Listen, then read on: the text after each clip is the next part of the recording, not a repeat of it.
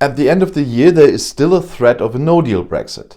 Nicola Sturgeon wants to hold another independence referendum and thus lead Scotland back into the EU. The Scottish First Minister Nicola Sturgeon has announced an imminent independence referendum and promises Scotland is coming home.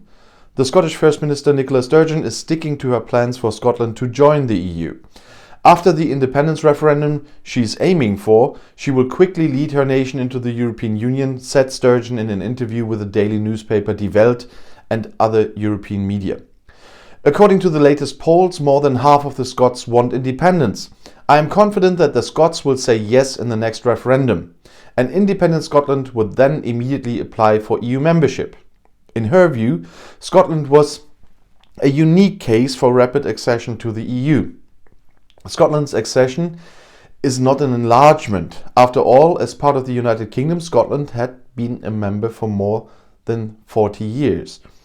Scotland is coming home. This is not a new beginning. Scotland needs the approval of London for the referendum still. If Prime Minister Boris Johnson does not allow a referendum, do not exclude the judicial process, said Sturgeon. If London refuses to approve, we have to see if the Scottish Parliament can pass the necessary legislation. This question has not yet been arisen before the court, but I am not ruling it out. We cannot allow the British government to block democracy. In the most recent vote in 2014, 55% of Scots voted to remain in the UK. However, the SNP argues that a new vote is necessary in view of the Brexit.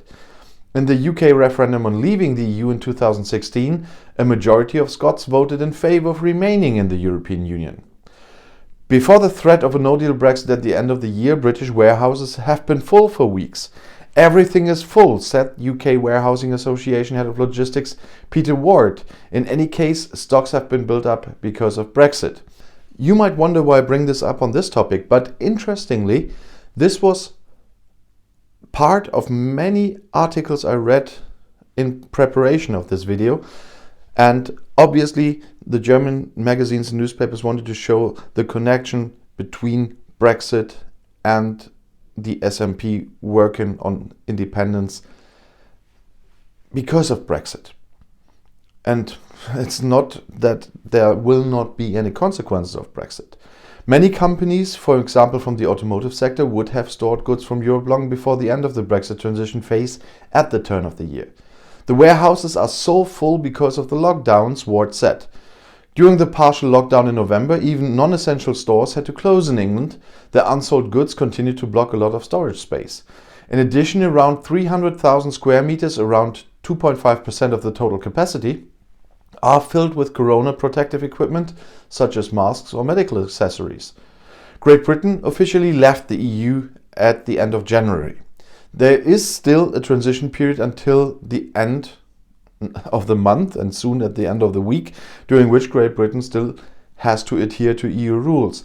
So far, the British government has refused to extend this phase with a deal.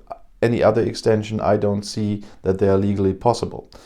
If there is no agreement, there is a risk of an unregulated exit from December 31st. This would result in tariffs and high trade barriers. And if you now want to stay informed, especially what happens on January 1st, please subscribe to my channel, visit my other channels. I'll see you in my next video. Bis gleich.